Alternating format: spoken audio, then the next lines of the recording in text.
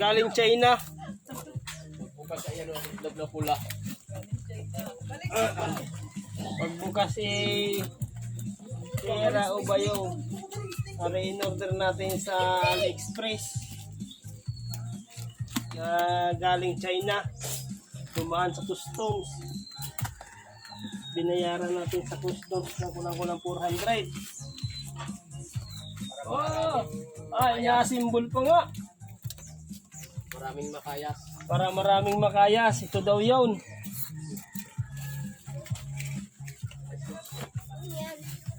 Ay, dipihit.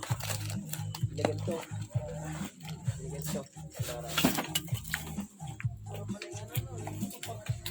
Mabagal din. Ano tayo? Ari naman ano. Napapalitan ng belt ang ginagamit. Belt.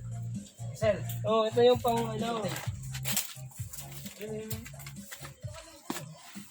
Nandito mga yabi oh. Oh, may libreng yabi. Durog-durog tong karton eh.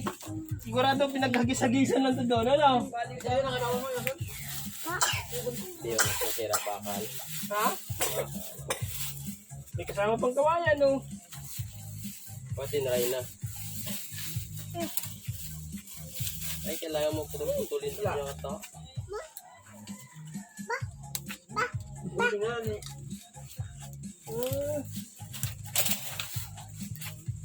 Anong transport? Di makina? Ano ba yan? Makina. Makina niya, tulog na yan. Hindi, ito yung motor.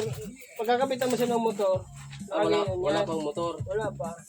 Ay, ibig sabihin, anong pala mo kasadya? Bibili ka pala ng motor na yan. Yun, tama na.